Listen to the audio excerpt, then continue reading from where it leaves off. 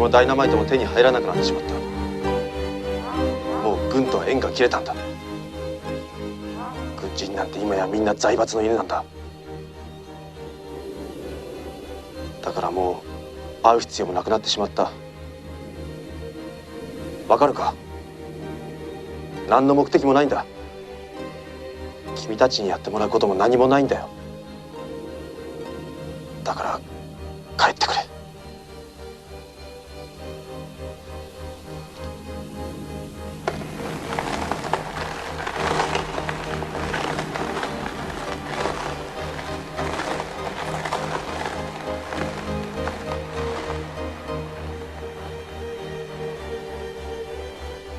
どうした？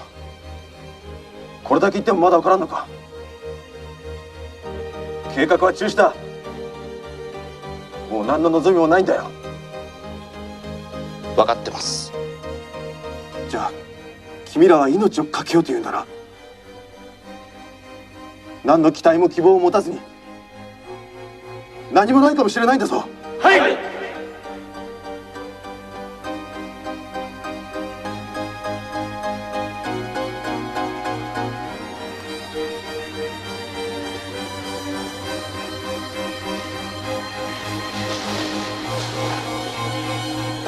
一つ、我らは純粋に身を挺して邪神歓喜を払わん。一つ、我らは同志相助けて国難に赴かん。一つ、我らは万死をもて維新の礎とならん。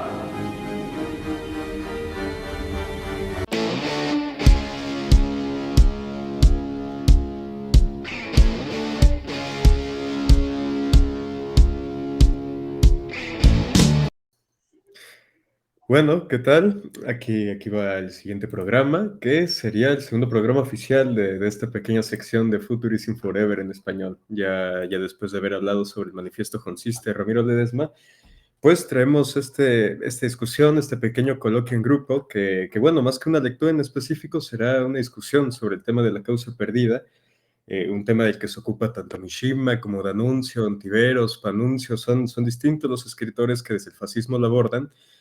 Y pues bueno, queríamos dar ese eje, queríamos como profundizar en esta cuestión que poco se discute, de la que se ha escrito por partes y de la que se ha escrito en fragmentos, pero realmente no hay ningún texto que lo sintetice de buen modo. Y pues bueno, quería yo empezar la sección con esta cita de Mishima, de Nieve Primavera. No hay duda que se dirige directo a la tragedia.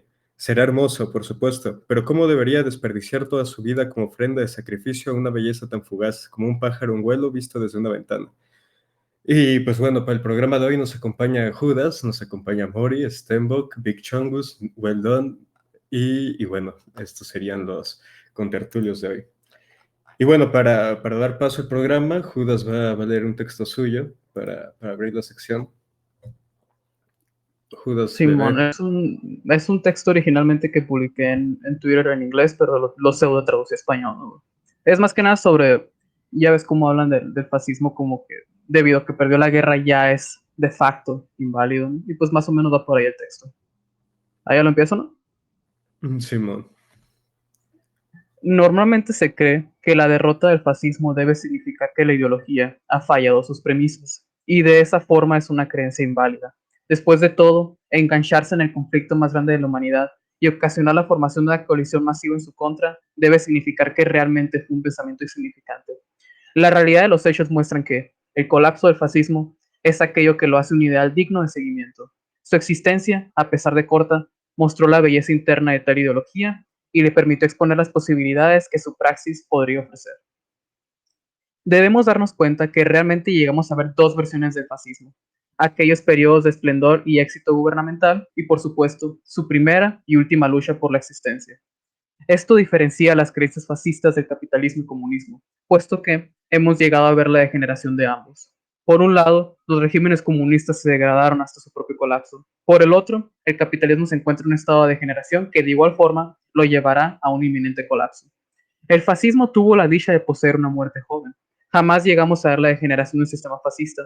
Todo lo que llegamos a ver fueron regímenes cortos, bellos, los cuales fueron terminados mediante la espada. Dicha muerte nos muestra la validez de tal causa.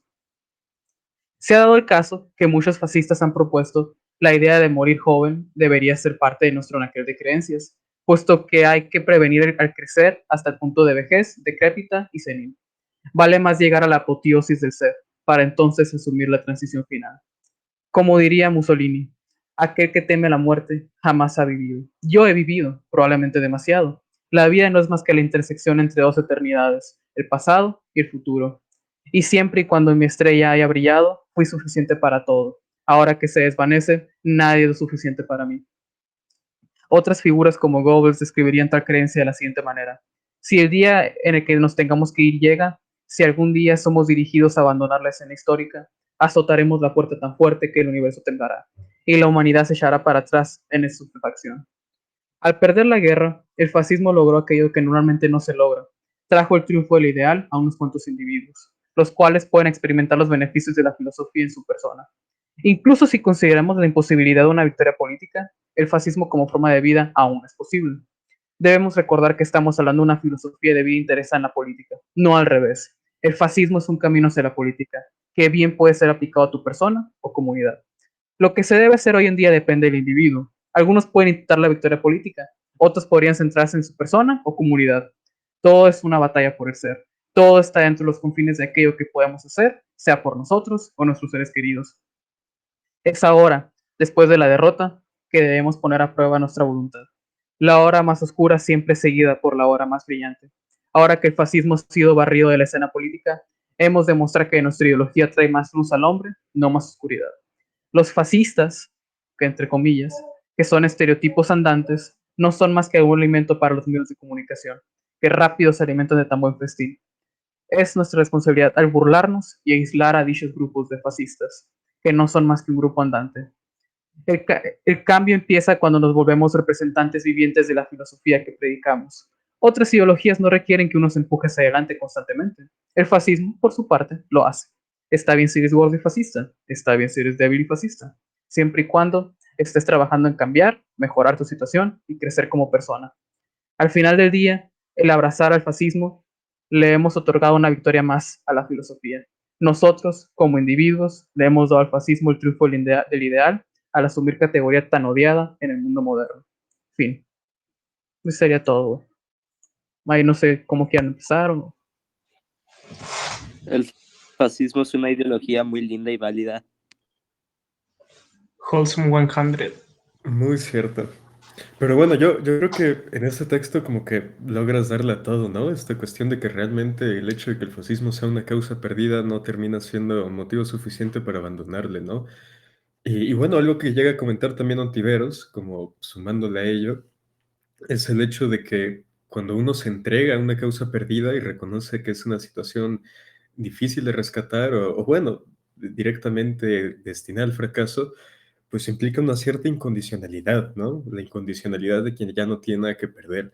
Entonces, en ellos entiendo yo que hay una entrega superior y es una entrega total, la del hombre que se entrega, se abandona a esta causa perdida como quien se arroja al abismo, ¿no? Y lo hace libre de todo interés, lo hace libre de las consecuencias, lo hace libre de los resultados de la acción y se fija más bien como en el acto puro y en el acto bello que implica ese combate. Y insisto, en una total indiferencia por lo que sea de ello, ¿no? Que de ello también habla Mishima, Mishima lo explica bastante bien. Y bueno, creo que es algo complicado porque es aquí en donde esta cuestión se torna más bien en una suerte de filosofía personal, ¿no? Esta filosofía de este arquetipo del guerrero poeta cuya resistencia espiritual, cuya resistencia individual contra el mundo moderno vendría a ser esa, ¿no? El abandonar la política y seguir luchando, pero por una necesidad interior, ¿no? Como lo decía Dominic Wenner, el combatir por una llama interior que nada tiene que ver con un interés en el juego político, ¿no? Que también hace recordar un poco a Junger, ¿no? Como desde la figura del anarca él habla sobre amar a la tragedia, el amar a la derrota, en el sentido de que la derrota termina siendo la victoria que nunca termina, ¿no? Si la victoria condiciona a los triunfadores en el sentido de que les ata la realidad material de las cosas, la derrota y el desvanecerse libra al héroe convertido en mártir de esta limitación que implica el mundo físico, ¿no? De esto también habla Mishima, Que bueno, Mishima creo que de todos los autores de nuestro abanico ideológico es el que más se enfoca en esta cuestión de la causa perdida. Y pues bueno, pero no sé si alguien más quiera continuar con el espacio.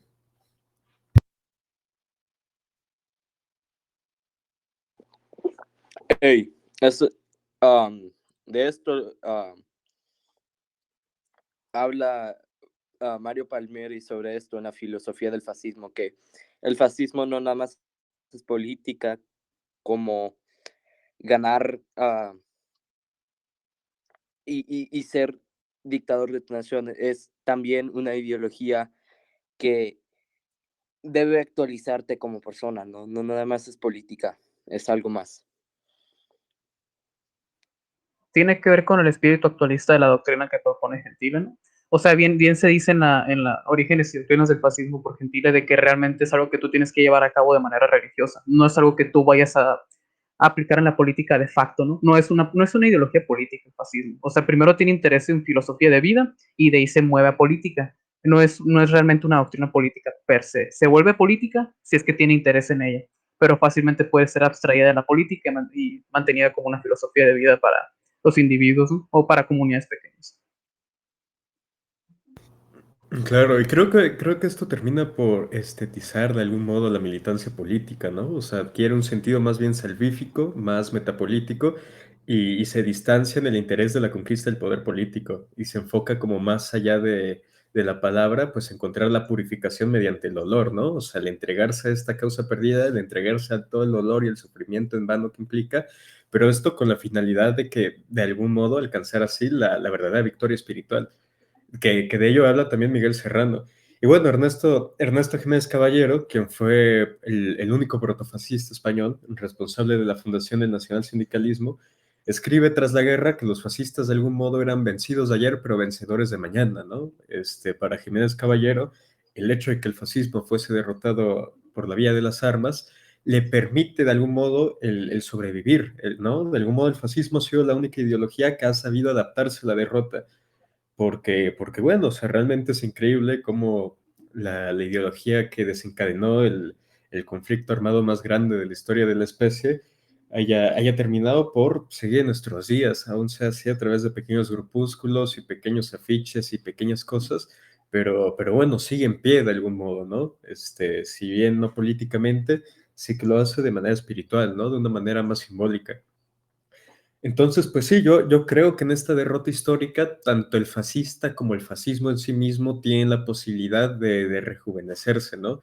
El fascismo tuvo el privilegio también, como bien mencionaba el texto de Judas, de morir bellamente, de fundirse en la primavera de la juventud y de caer en combate, ¿no? Creo que para el fascismo ese es un final mucho más digno que el que tuvo el comunismo, ¿no? De esa gangrena interior, de descomponerse por pequeños conflictos. Y pues bueno, yo de verdad prefiero ver a un Mussolini colgado, con el rostro desfigurado, prefiero ver a un Hitler suicidándose bajo tierra, que ver a un Mussolini, qué sé yo, muriendo en las condiciones en que murió Stalin, por ejemplo, ¿no? O volverse lo que fue Roosevelt al final. Entonces, pues sí, yo creo que de algún modo esto conecta con otros aspectos de la filosofía estética de Mishima, como el morir joven y todas estas cosas, de modo que esa muerte pues eterniza, ¿no? Y dignifica el punto máximo del régimen, el pináculo de esta manifestación espiritual que es el fascismo. Pues, yo estoy de acuerdo con eso, especialmente de igual forma ya durante los últimos días de la República Social Italiana, ya se escribía por diferentes fascistas de que ya después de la guerra, eh, en sí sería criticada la ideología, ¿no? Se asumiría de que ya que perdió, ya no vale madres, ¿no? Pero se ve como que, por ejemplo, Mussolini creía de que si una vez se perdiera la guerra, lo que se tendría que hacer es dar el ejemplo, ¿no? Dar un ejemplo de que el fascismo puede ser rehabilitado históricamente y que no es realmente lo que lo van a tratar de pintar, ¿no? Lo cual muchos actualmente han fallado en entender y se ponen a hacer un meme andante, ¿no? Y de igual forma se puede ver igual con escritos como el de... Creo que era Alberto Viggi, no me acuerdo el nombre completo del vato, pero hablaba de que ya después de la derrota se tendría que tener ese criticismo del fascismo, pero más que nada desde el fascismo, ¿no? O sea, porque obviamente los que van a estar fuera de la ideología la van a criticar, pero de maneras pendejas. y sería como que una carrera de fascista, el criticar a la ideología y mejorarla, ¿no? Y dar un ejemplo a seguir para las futuras generaciones. Simón, de hecho creo que Aldo Resega y Domenico Lechici escriben de ello, ¿no? Ya en los últimos días de Saló. No, sí, sí. Y Mussolini eso decía, pues que hay que... Lo van a cubrir de basura, le van a... O sea, él básicamente ya sabía lo que le iba a pasar, ¿no? Que acaba como colgado, desfigurado, miados, como que no fue una muerte muy honrable, como se le podría decir ciertamente. Pero incluso en eso es como que, aún en eso nos te pide Mussolini de que seas alguien ejemplar, seas un ciudadano ejemplar, seas alguien que la gente pueda ver hacia arriba y pueda facilitar como que un cierto nivel de respeto al fascismo, ¿no? A pesar de que se está en la derrota y a pesar de que vas a estar bajo otro tipo de sistema, que igual y si no respetas, deberías tratar de trabajar bajo él, ¿no? O sea, deberías estar como que de ser el ciudadano ideal, incluso en un tipo de sistema que obviamente no te va a favorecer, porque tienes que facilitar la reconstrucción de la patria como si lo veíamos hoy. Claro.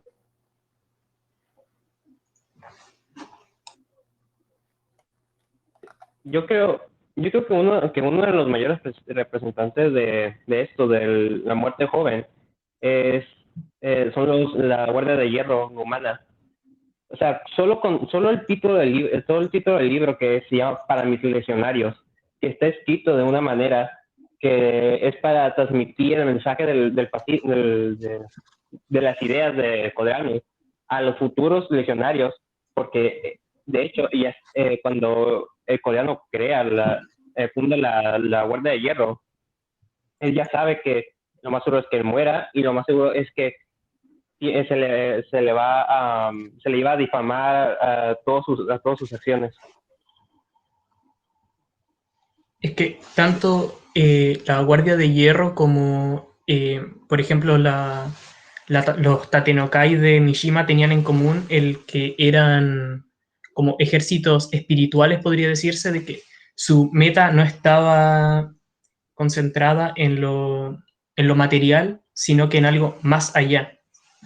Como por ejemplo en el caso de Mishima, de que como ya se sabe, era por sobre todo un artista, estaba más que nada, estaba muy influenciado por la idea del esteticismo y que creía de que la belleza debía de primar por sobre todo. Entonces, eh, de ahí es de donde vendría, por ejemplo, el, esto que él hizo de que lo de su intento de golpe de Estado y posteriormente su suicidio, de que él ya sabía de que eso iba a fracasar, pero lo realizó de todos modos por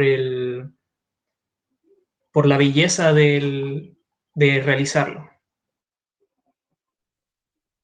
Sí, por ejemplo, en el caso de la Guardia de Hierro, por ejemplo, tenía los escuadros de la muerte, que no eran, que se llamaban el escuadro de la muerte en el sentido de que, como ellos consideraban la vida algo tan sagrado, el solo darla por la causa, lo hacía algo, un acto, el mayor acto ¿cómo se dice? Eh, un Sacrificio. acto, sí, sí, pero tan sagrado, un acto lo más sagrado que uno puede hacer en su vida, dar su vida por su nación, por su gente, por algo.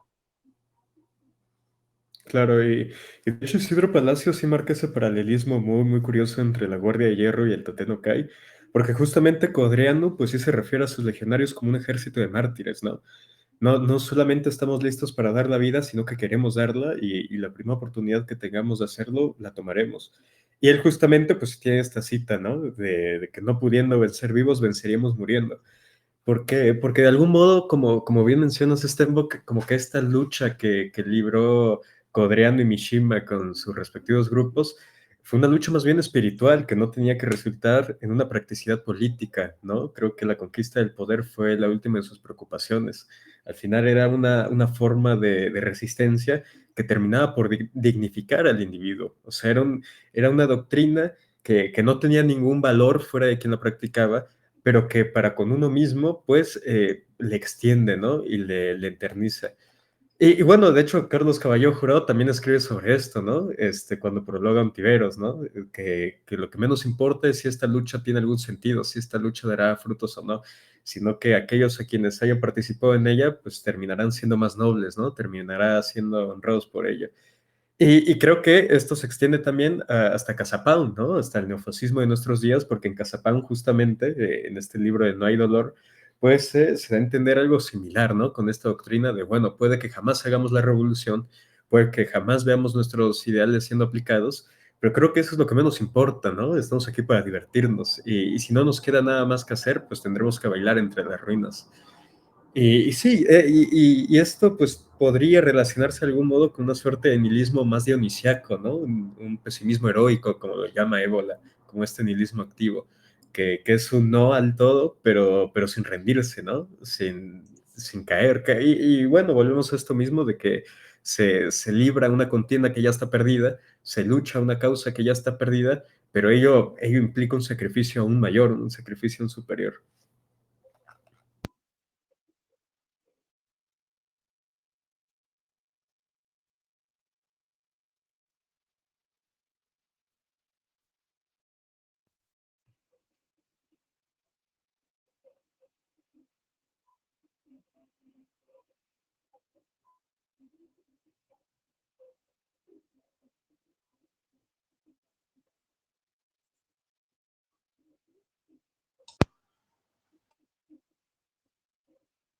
¿Sabes?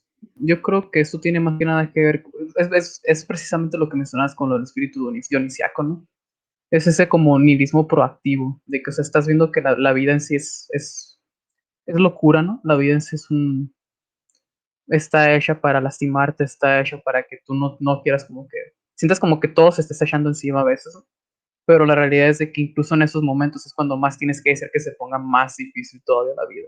Es en esos momentos en los que te tienes que dar cuenta de que para que tú tengas algún tipo de placer en la vida tienes que tener ese tipo de lucha, ¿no? Que de hecho graciosamente se mezcla más o menos con lo de el horror cósmico, ¿no? Ya ves el concepto de buscar algo que está más allá de nuestro entendimiento, algo más allá de lo que es humano, ¿no? Algo que nosotros simplemente veamos y no estemos preparados para presenciarlo, para experimentarlo. Entra en ese tipo de juego de fascismo de que no deberíamos buscar la paz perfecta, no el mundo perfecto, que es el rechazo a la vida cómoda. Y no es más que no es como que, si queremos que nos caiga una roca en la cabeza, ¿no? Más que, sino de que es ese entender de que la vida tiene un sentido dionisiaco con ella. Es de que es tanto placer como dolor.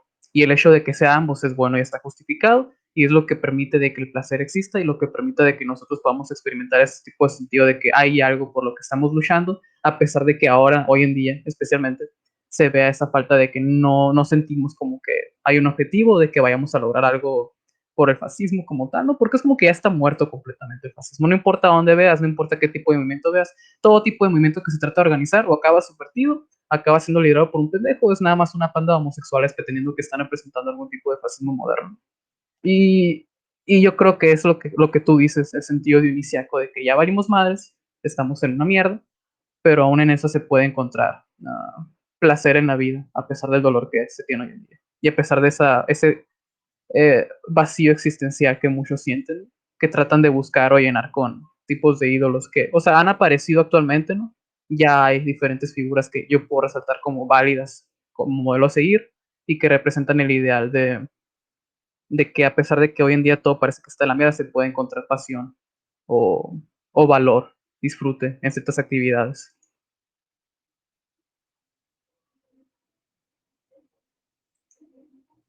Simón, creo que vendría a ser como la belleza del acto en sí mismo, ¿no? La belleza por la belleza y la acción por la acción. Y en ese sentido, pues creo que incluso es como más meritorio el adoptar y abrazar una causa perdida, en el sentido de que el sacrificio que implica es mucho mayor que el de, qué sé yo, el de adaptar una ideología que es acorde a la realidad política de nuestros países, ¿no? O sea, pues, suena muy pendejo y es ya como un ejemplo muy burdo, pero algo que he dicho mucho y no me canso de decirlo, creo que es propio decir, es que tiene mucho más mérito ser nazi en un mundo en que los nazis perdieron la guerra que serlo en el mundo en que ganaron, si sabes a lo que me refiero. O sea, ese espíritu combativo, ese espíritu de resistencia, pues termina expandiéndose ante esa posibilidad. Sí, es entendible y es más que nada la mentalidad esa que podría haber tenido un Mishima en algún tipo de realidad alternativa en la que ganara Japón Imperial y el eje, ¿no? O sea, sería como que aún en esas Mishima hubiera encontrado una forma de actuar de la forma que actuó.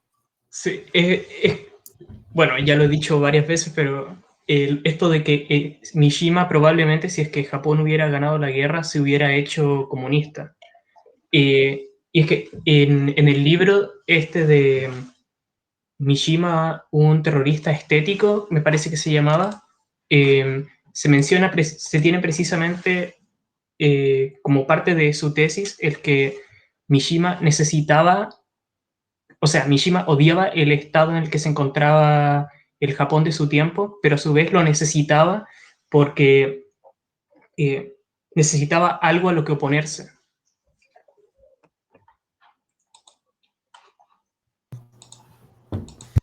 Yo creo que lo que tienen todas las ideologías de que, o sea, independientemente de dónde aparezcas o donde veas, toda ideología ocupa algo a lo que oponerse, toda ideología ocupa algo a lo que estar combatiendo, porque si no deja de justificar su existencia como ideología gobernante, ¿no? Y es justamente algo que yo andaba viendo ahorita que estaba trabajando con lo de los 14 puntos de ECO, que el autor clama de que algo del fascismo, de que ocupa tener un enemigo de Sincho, ¿no? Ocupa tener un enemigo al que oponerse a cada rato. Pero eso es en todas las ideologías, o sea, no importa tú dónde veas o dónde pongas el ojo, está cada ideología donde tú ah, te pongas a investigar, te vas a dar cuenta de que todas y cada una de ellas tienen que encontrar algo a lo que oponerse, todas y cada una de ellas tienen que justificar su existencia, porque de otra forma dejan de justificar su valor como ideología, ¿no? Porque ya no tienen ningún tipo de problema al cual enfrentarse. Y es por eso que el espíritu del fascismo es aquel de que nunca se va a llegar a una paz perpetua, y eso es bueno. Eso está justificando la existencia de que estemos batallando, de que estemos trabajando y de que estemos teniendo nuestro entorno nacional a tope, ¿no? Sí. Y juega con ese aspecto del fascismo.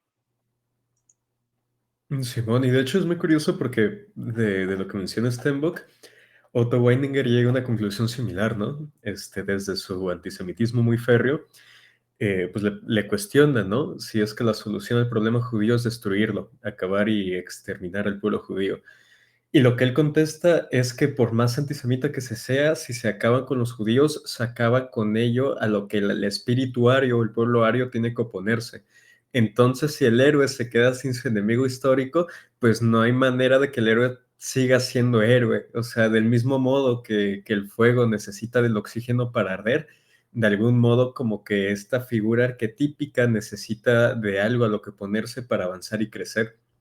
Y creo que es una cuestión como no sé si llamarlo respeto de algún modo, porque Miguel Serrano también hablaba de esta cuestión en cuanto a los judíos, y que es por poner un ejemplo, ¿no? Si no son los judíos, es la modernidad, y si no es la modernidad, es la decadencia de nuestras naciones, o es la decadencia espiritual del mundo.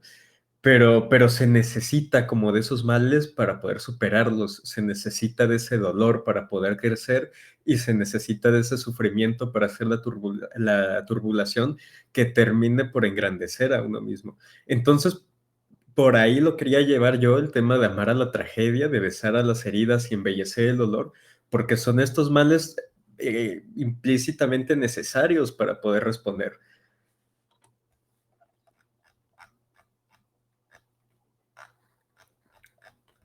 Sí, precisamente lo juega con lo que estoy diciendo, de que o sea, realmente siempre se tiene que tener ese tipo de enemigo, ¿no? Algo a lo que estar oponiéndose. Y aquel que te diga que lo contrario de que no, que eso nada más dificulta la vida humana, eso nada más dificulta que nosotros lleguemos a un entendimiento humanitario de la concepción de vida, simplemente lo que quiere es que lleguemos a un punto en el cual llegamos ahí y no tiene idea de qué tipo de horror va a estar en ese tipo. Es como cuando llegas a una montaña y te das cuenta de que no hay nada.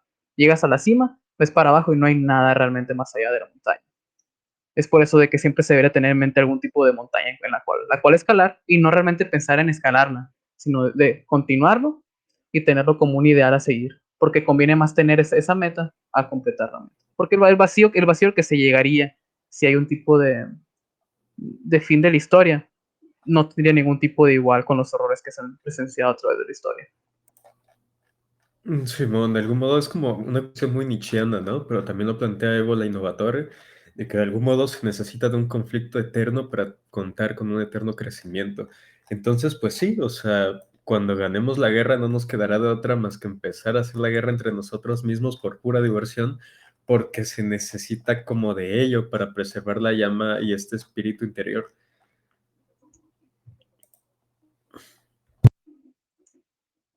Bueno, si puedo agregar una cosa, sería decir que esta filosofía es probablemente la mejor forma de filtrar entre quién está dispuesto a, bueno, abrazar las verdaderas ideas y quién no. En el sentido de que estamos acostumbrados de todos los lados a ver estamos acostumbrados a ver todos estos lados de personas que simplemente buscan el enriquecimiento personal o buscan apropiarse de una etiqueta porque esto les va a traer algún tipo de beneficio según ellos o lo que sea. Entonces, es este saber del buen morir, esta idea de entregar la vida, lo que precisamente eleva todos estos tipos de doctrinas que están muy diferenciadas de ya sea el comunismo, el capitalismo, lo que sea, que simplemente abogan por una realidad materialista, mientras que se nota que se apuesta totalmente por una espiritualidad y una ascensión que no se ve en muchas otras ideologías. Sí, Nada claro. más. Sí, y de algún modo pues es esto también de que el fascismo desde el principio siempre reclamó como este profundísimo deseo de muerte, ¿no? O sea, desde el viva la muerte de los legionarios en España o desde colocar un cráneo como insignia en el pecho de cada soldado y hacer de ello tu estandarte, pues ya es como una expresión muy explícita de este profundo deseo de muerte, ¿no? Del soldado que va a la lucha justamente por encontrar la posibilidad de una muerte digna. Que eso me parece muy bonito porque sobre todo se da en la República de Saló, en los últimos días de Saló, cuando los últimos voluntarios terminan siendo todos jóvenes de entre 16 y 20 años.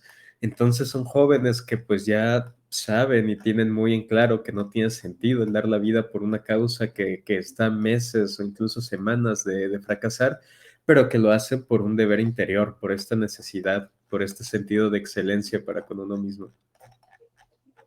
Sabes que lo mismo pasó con Alemania de Hitler, de que ya cuando estaban atacando las playas de Normandía, igual había niños que se agarraban granadas y se lanzaban contra los tanques, porque tenían esa creencia, ¿no? Del nacionalsocialismo, y igual está lo de los soldados del pueblo, ¿no? Que, o sea, tenían armas viejísimas, o sea, de la Primera Guerra Mundial, que de todos modos iban y se lanzaban contra tanques soviéticos, ¿no? Y el régimen alemán, pues, tenía esa estrategia de hasta el último hombre. Y de hecho, o sea, es respetable el hecho de que, por ejemplo, alguien como Hitler haya decidido quedarse en el búnker. A pesar de que muchos dicen de que no sobrevivió, llegó a Argentina. Si algo, que él hiciera algo así lo hace ver como menos valioso como un líder, ¿no? Porque decidió hundirse con el barco, y es ese mismo tipo de valor y como deber con uno mismo de que yo ocasioné esto, yo llevé esta nación a la guerra y yo muero en la capital de mi nación. Y es mucho mejor que pensar que Hitler llegó y se hizo amigo de los reptilianos en la Antártica o algo así. Que a pesar de que muchas naciones socialistas quieren pretender de que sucedió, si algo deberían empujar la teoría de que Hitler murió, porque le da más valor a Hitler como líder. Sí, esto de que Totalmente. se fue a la Antártida se lo llevaron los ovnis, como dice Miguel Serrán. Exactamente. Y es que hay muchos que no se dan cuenta de que la muerte de un líder o la muerte de una figura puede ser como que el escape para que se vuelva una especie de Engrandece más. líder.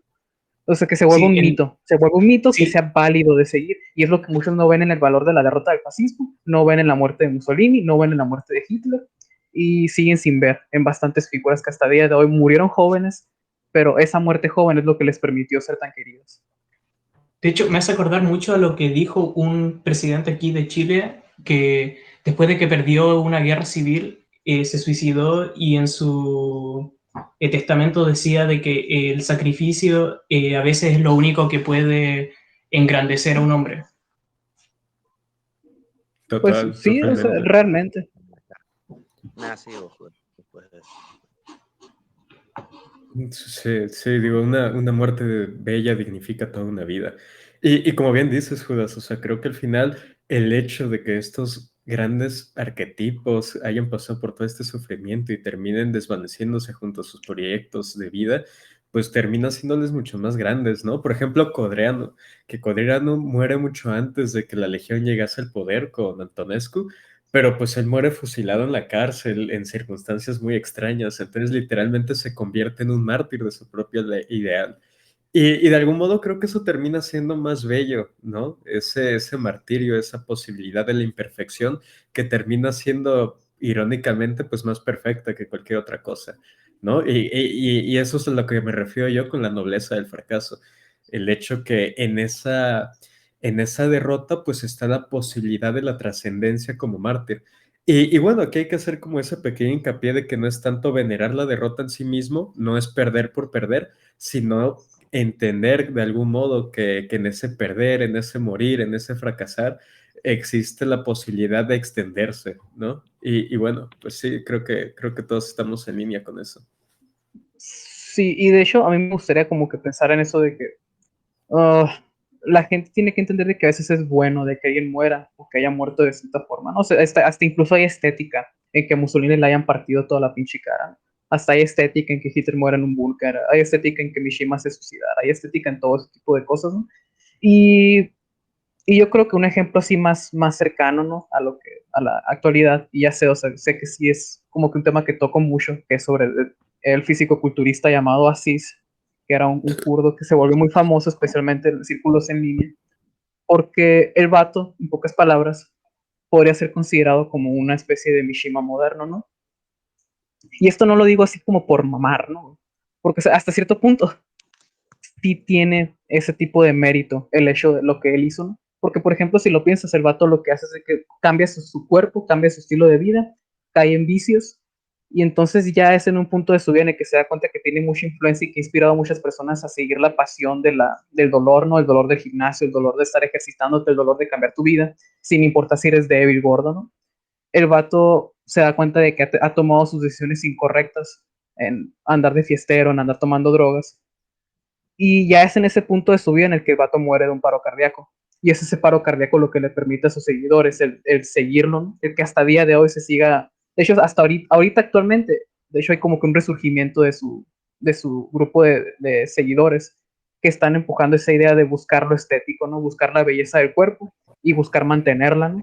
Y de hecho, sí veía valor en eso, ¿no? En el de irse, pero irse dominando, irse bella y sobre todo haber sobresalido, haber dejado una marca en la cual la gente no se olvide, que es algo que el fascismo hace. El fascismo se va a ver y el fascismo se va luchando y deja esa marca, ¿no? A pesar de que la gente puede tirarle mierda al fascismo, el fascismo se azotó a la puerta, como diría Goebbels. Claro. Digo, es muy divertido ese paralelismo, es muy curioso, porque justamente Cis, intencionalmente o no, pues logra pues morir joven y en ello hay muchísima trascendencia, ¿no? El hecho de que muere, creo yo que a los 22 años, no estoy tan metido en su figura como tú, ya me corregirás si es que murió a otra edad, pero bueno, o sea, el hecho de que fuese todo este personaje y lograse autoconquistarse y alcanzar la autorrealización solamente para desvanecerse y morir a esa edad, pues le hace pues en una figura eterna, ¿no? De algún modo su memoria permanece intacta. Que es también lo que dice Mishima con esta cuestión de morir joven, ¿no? O sea, te será recordado del modo en que lucías y eras el momento de morir. Y hay mucha belleza en esta muerte joven, como en esta entrega absoluta, porque es esta posibilidad de eternizar y bueno, de tener el tiempo de algún modo a través con la muerte. Es una suerte como de preservación espiritual, porque tú mismo impones tu propia voluntad a través del suicidio, a través de una muerte provocada, sobre el destino, sobre el devenir, sobre la vida misma, y logras así pues trascender del modo en que tú querías hacerlo, que es un poco también como la figura de Ramiro Ledesma Ramos, ¿no? Que Fernando Márquez lo llama un suicida de closet y todo esto, porque, bueno, cuando empieza la guerra civil, como comentamos ya en el programa pasado, él, pues estaba en Madrid, que era zona republicana, y en lugar de intentar esconderse, en lugar de intentar escapar, pues él da la cara, ¿no? Hace el saludo romano y empieza a rantear con su autismo fascista, y es como esta intención, ¿no? De mírenme, aquí estoy, apúntenme al corazón, y que sea lo que tenga que hacer. Que es también un Y, poco como... Ah, sí, sí, sí, y eso era algo que se notaba incluso desde su juventud, cuando escribió, por ejemplo, el cuento este de El joven suicida, claro. de que el suicidio era algo que estaba en su mente desde mucho antes de... de la guerra civil. Totalmente, totalmente. Es como si, bueno, esto sería un poco desviarme, pero hay quien dice que los idealistas o los románticos de algún modo son personas que o bien temen a la vida o bien le desprecian, ¿no? Desprecian al mundo material, desprecian a la vida y es por eso que se sumergen en el mundo de las ideas, que es también algo muy de los hombres, así funciona también la mente masculina. La mente masculina está más entregada a este plano de las ideas, a este plano de lo metafísico, mientras que la mujer, por otro lado, está encadenada a la realidad material, ¿no?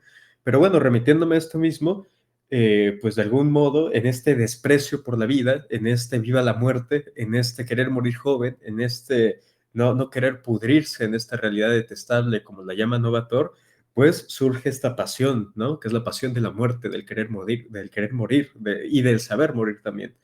Entonces es como esta pulsión muy combativa de quien es tan puro o está en búsqueda de esa misma pureza que se transforma después en una cierta belleza que le lleva a la autodestrucción, ¿no? De hecho, Antiveros también explica esta cuestión cuando habla de Mishima en la Apología de la Barbarie que escribe, diciendo que la belleza termina por destruir a quien le porta, ¿no? O sea, estos ideales tan bellos, estos regímenes tan genuinos, estos personajes tan enigmáticos, terminan siendo demasiado puros para un mundo material y un mundo tan corrupto como este, ¿no? Entonces, tal vez es mejor el que hayan muerto, ¿no? Tal vez es mejor el que hayan desaparecido del modo en que lo hicieron. Y bueno,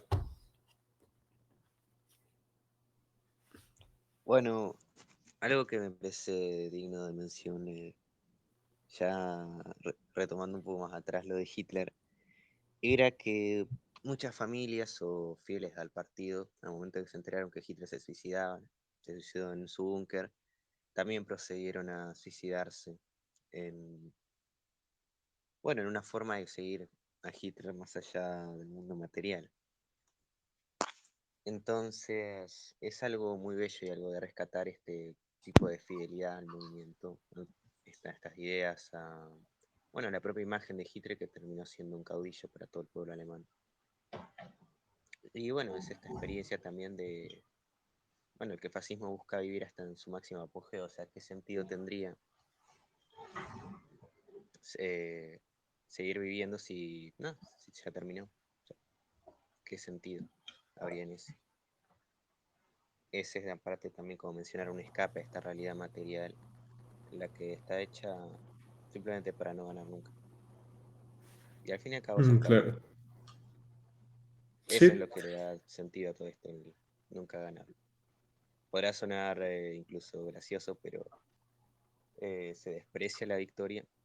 No tiene ningún tipo de valor para el fascismo una victoria. ¿Acaso lo queremos fracaso? hombre, bien, Nunca. bien decía Mishima que la victoria está siempre al lado de la mediocridad, ¿no? Digo, quien gana es porque algo hizo para ganar, ¿no? Si, por ejemplo, digo, ya es un ejemplo muy burdo, pero si Hitler se negó a firmar un armisticio y si Hitler se negó a detener la guerra, fue porque él tenía una mayor disposición, ¿no? A la de comunistas aliándose con Washington o a la de americanos aliándose con los soviéticos. O sea, creo que esta pureza y esta coherencia de uno para con su propio ideal supone este sacrificio, ¿no? Que llevado hasta sus últimas consecuencias supone la muerte. Y es algo Y, mucho más bello y mucho más digno. y de hecho, me gustaría leer un texto que se escribió aquí en Chile en 1936, que lo escribió Jorge González Bombarés, que era el líder del movimiento nazista aquí en Chile. Nosotros no somos todavía la realización de una nueva vida, sino sus precursores. Por eso, nuestro deber es el sacrificio, para que, a base de él, se pueda imponer el futuro. Nuestra lucha será difícil y larga, y demandará muchas víctimas más. No nos negaremos a sacrificarnos, porque sabemos que el sacrificio es nuestro destino y es necesario. Es esa nuestra filosofía de la vida y debemos agradecer al Altísimo, el poder sacrificarnos. Hay otros, los partidos políticos, que creen que la historia se hace con programas y acuerdos de asamblea. Nosotros sabemos que ella se hace con mártires y renunciamientos. Ah, muy lindo, hombre. De hecho, me hizo recordar a esto que dice Dalí. Digo, Dalí, pues siendo el personaje pintoresco que es, llega a mencionar que para él Hitler, como el masoquista integral que era, tenía la idea de desencadenar una guerra demasiado grande como para poder ganarla, con la idea justamente de morir trágicamente, ¿no? Y bueno, digo, es la interpretación que un personaje como Dalí puede darle a esta cuestión. Y todo esto adquiere también como un cierto carácter, si no delirante, digámosle quijotesco, ¿no? Y bueno, creo que esa es la belleza del fascismo, la belleza de su tragedia y la belleza de su muerte. Y como bien mencionas en tu texto, esta posibilidad de ser mártir, ¿no? Que el fascismo otorgó a miles de millones de hombres la oportunidad de, bueno, tal vez no todos lo llevaron hasta la muerte, pero por lo menos de sacrificarse, por lo menos de vivir esa aventura que les permitió el dar algo y en ello pues toda la grandeza del ser.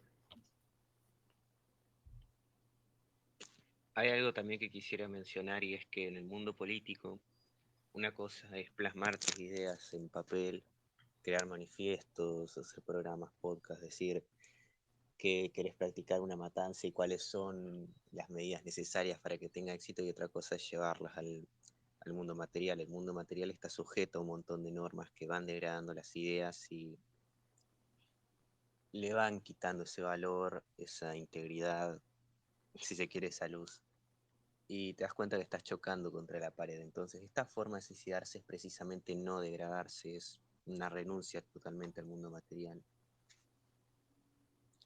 Porque, Hmm. bueno, el sentido puramente romántico no te dicta hacerlo. O sea, que podrías, que al fin y al cabo, cuando llegas a la victoria, únicamente llegas mutilado, degradado. Y simplemente la realidad misma está hecha únicamente para encontrar un punto de apogeo y caer. Y qué mejor que ese punto de caída, no existe ese punto de caída, sino un punto de ascensión en la muerte, que degradarse y morir en una cama, como lo hizo el bigotón de Stalin, por ejemplo, de tanto. Total. ¿Sabes? Acabo de recordar algo que igual va con el tema de este episodio, ¿no? Que es algo que sucede en el prólogo de Así habló Zaratustra, de Nietzsche, que ya ves de que Zaratustra le advierte al público de que lo que sucedería en un futuro si es que la humanidad continúa y la gente empieza a vivir más y se empieza a tener ese tipo de concepción de que ahora somos felices, ahora podemos cuestionarnos todo, ahora estamos saltando sobre la tierra, mientras que se hace más pequeña, ¿no? Y está como que este cirquero que cae y muere, ¿no? Y Zaratustra le habla sobre, básicamente que no va a haber ningún infierno, ni mucho menos un cielo. Y el cirquero se pregunta si entonces toda su vida fue simplemente un animal que fue enseñado a bailar, ¿no? Con comida y castigos, a lo que Zaratustra le dice que no. O sea, que realmente él le dedicó la vida a una pasión y es debido a esta pasión a la cual él le dedicó y murió a través de ella, por la cual para Zaratustra es alguien que merece que sea enterrado con sus propias manos, ¿no? Y esto va con la mano del superhombre, que hay muchos que pueden intentar cruzar la cuerda que lleva hacia el camino del superhombre, pero fallarán, fracasarán en el intento, pero al menos lo están haciendo. Y a pesar de que están muriendo, hay mérito en esa muerte, ¿no? Hay una muerte heroica en el intentarlo, a pesar de que estás fracasando. Hay bravura en ese salto de fe.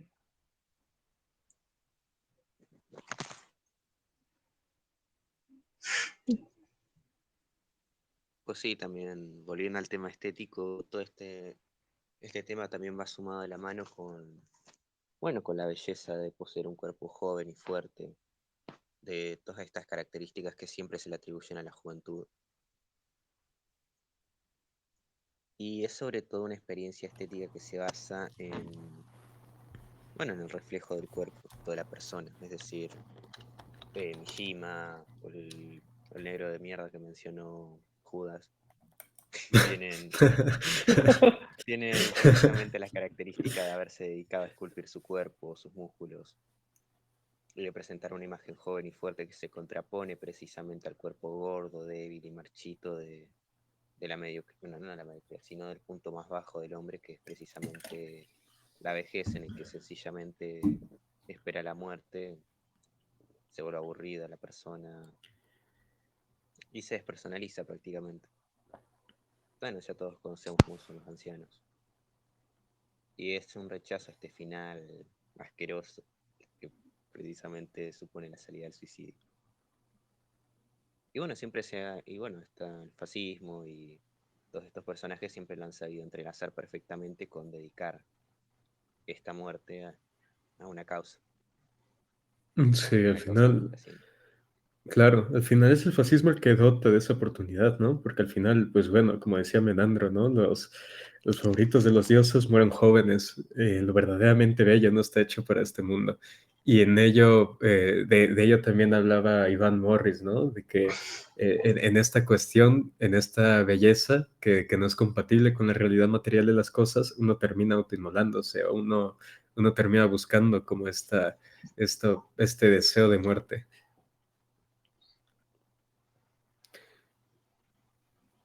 Pero bueno, no sé si alguien quiera ya dar sus comentarios finales para cerrar ya después el programa con una última cita. Básicamente, la belleza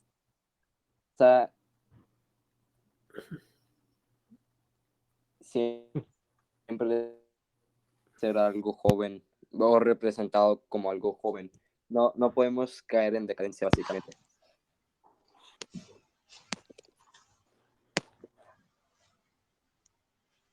Hay una cita de Mishima en la que él dice, bien se pregunta, ¿qué sentido tiene seguir viviendo si el espíritu está muerto?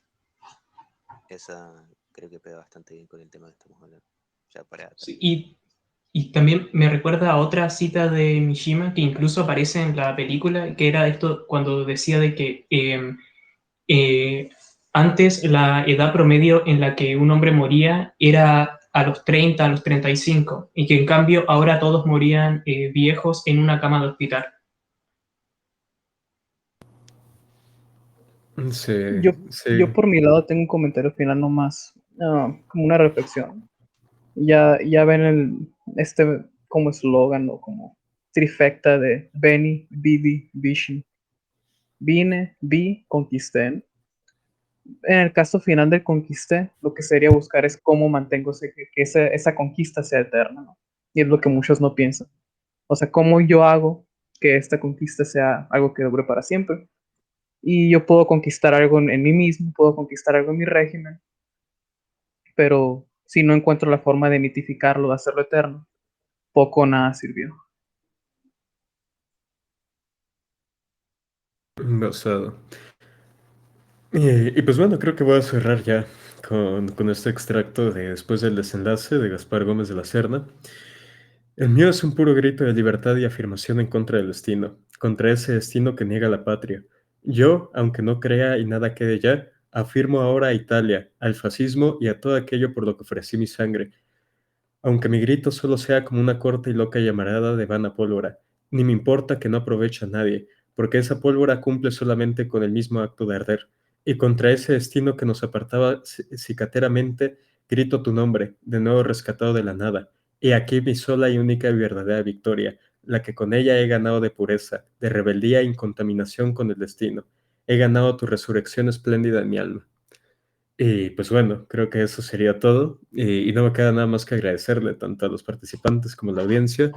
Ya el próximo sábado estaremos discutiendo algún otro texto que aún está por verse. Pero bueno, no me queda nada más que decir que es salud y victoria.